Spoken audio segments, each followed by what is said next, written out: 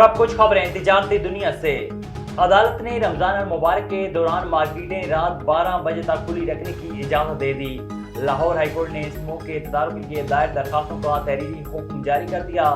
Lahore high court کے justice شاہد کریم نے گزشتہ سماعت کا 3 صفحات پر مشتمل تحریری حکم جاری کیا۔ تحریری حکم میں عدالت نے رمضان المبارک کے دوران مارکیٹوں کو رات 12 بجے تک کھلا رکھنے کی اجازت دے دی، جبکہ ہفتے اور اتوار کو مارکیٹیں رات 1 بجے تک کھلی رہیں گی۔ مارکیٹوں کے اوقات کار صرف رمضان المبارک کے مہینے کے لیے ہیں۔ عدالت نے تحریری حکم میں کہا ہے کہ محکمہ PDMA نے اسکول کے بچوں کے لیے ماحولیات سے متعلق سلیبس عدالت میں پیش کیا۔ پنجاب بھر میں بہت سے اینٹوں کے بھٹے زگ زیگ ٹیکنالوجی پر منتقل ہو چکے ہیں۔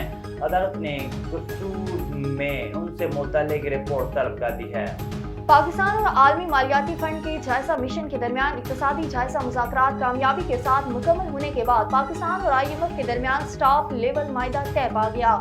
IMF کی جانب سے جاری کیے گئے اعلامیے کے مطابق پاکستان اور IMF کے درمیان اقتصادی جائزہ مذاکرات کا کامیاب ہونے کے بعد سٹاف لیول معاہدہ طے پا گیا، جس کے تحت پاکستان کو $1 ارب 10 کروڑ ملیں گے۔ وزیر خزانہ محمد اورنگزیب سے پاکستان میں چینی سفیر نے ملاقات کی۔ ذرائع کے مطابق ملاقات میں دونوں رہنماؤں نے دو طرفہ امور و معاشی صورتحال پر تبادلہ خیال کیا گیا۔ چینی سفیر نے چائنیز IPPs کو عدم ادائیگیوں پر اظہار تشویش کیا۔ وزیر خزانہ نے چینی سفیر کو IPPs کو ادائیگیوں کی یقین دہانی کرائی۔ ملاقات میں پاکستان میں چین کی مدد سے جاری مختلف منصوبوں پر بھی بات چیت کی گئی۔